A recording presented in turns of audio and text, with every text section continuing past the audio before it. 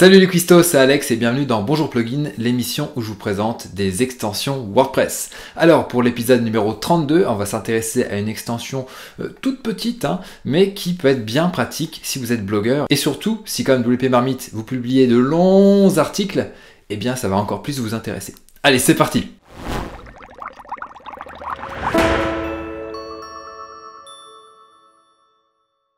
Alors l'extension qui nous intéresse aujourd'hui, elle s'appelle Reading Progress Bar. Vous noterez mon superbe accent anglais. Et on va voir tout de suite ce que ça donne sur le répertoire officiel. Alors ça, c'est une extension qui a été développée par JB Audras. J'en ai déjà parlé il y a plusieurs fois. C'est le CTO, directeur technique de l'agence Woodunit.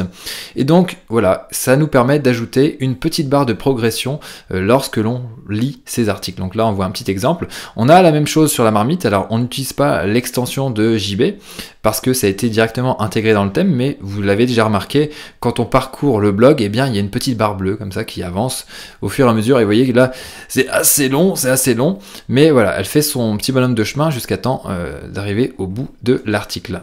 Donc pour voir un petit peu ce que ça donne, eh bien j'ai créé un article en local avec quelques pubs histoire de meubler un petit peu, vous voyez. Du coup on va passer du côté de l'administration pour voir ce que ça donne. Donc là, j'ai mon article, il n'y a pas de souci. Et nous, une fois qu'on a activé l'extension Reading Progress Bar, qu'on a là, vous tapez ça lorsque vous voulez l'installer. Et donc, vous allez donc plutôt ici, c'est mieux, dans Réglages Reading Progress Bar. Et là, ici, vous avez un certain nombre de paramètres. Donc le premier, c'est la hauteur de la barre en pixels. On va mettre 10, on va voir ce que ça donne.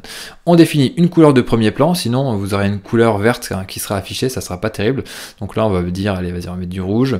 Et la couleur d'arrière-plan, pour contraster un petit peu, on va mettre du orange. Bien entendu, mettez les couleurs de votre charte. Regardez pour la marmite, on a mis le bleu, des petites bulles de la marmite et des boutons. Donc la position de la barre, vous la mettez en haut, en bas ou personnalisé. Donc personnalisé, ça permet de la mettre, si vous voulez, sur un élément HTML particulier. Donc là, on pourrait se dire, bah ok, je veux la mettre sur cet élément HTML là. Pour ça, il suffit d'inspecter le code, regarder un petit peu quel est le code HTML. Donc là, c'est la barre scroll top. Donc là, il faudra mettre un dièse scroll top si je voulais la mettre sur la marmite. Donc là, j'ai pas besoin, je veux absolument qu'elle soit en haut.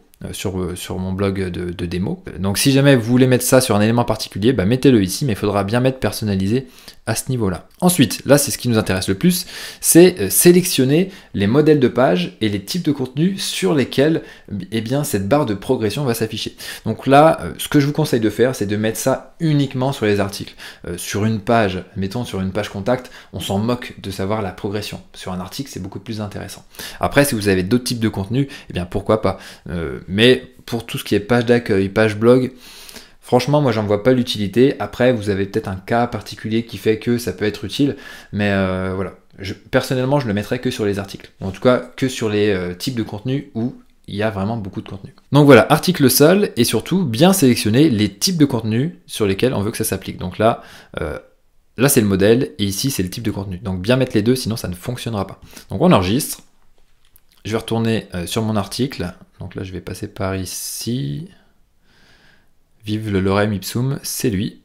Voilà, donc là j'ai déjà ma barre qui s'affiche, c'est bon, impeccable. Donc là elle s'affiche par-dessus la barre d'outils de WordPress, c'est normal, mais si vous allez en navigation privée, il n'y aura pas votre barre d'outils. Donc vous faites défiler, et voilà, on a bien notre barre de progression qui s'affiche. C'est tout simple, Donc c'est un plugin quand même qui est basique, ça intéresse pas forcément tout le monde, j'en suis conscient, mais il y a quand même plus de 7000 sites qui l'utilisent, donc c'est quand même pas négligeable. Donc voilà, on a fait le tour au final, c'est assez rapide comme épisode de Bonjour Plugin, mais voilà, je tenais quand même à vous montrer cette petite extension que je trouvais vraiment sympa, et j'imagine que ça pourra aider certainement un certain nombre d'entre vous. Donc voilà, on en a terminé avec cet épisode de Bonjour Plugin. Comme d'habitude, abonnez-vous à la chaîne YouTube si ce n'est pas encore le cas. On arrive bientôt aux 52 000 abonnés, donc merci à vous. Et sur ce, je vous dis à très bientôt. Une autre chose dont je voulais vous parler aussi, c'est le Petit Bouillon. C'est une newsletter gratuite qui permet de diffuser notre veille WordPress à pas mal de prestataires ou de créateurs de sites, ou même de gens qui sont passionnés de WordPress tout simplement. Donc abonnez-vous, il y a plus de 3000 personnes qui sont déjà inscrites. Donc voilà, on vous enverra notre veille WordPress tous les 15 jours. Donc voilà, ce coup-ci j'en ai vraiment terminé, et je vous dis à très bientôt pour un prochain épisode. Ciao!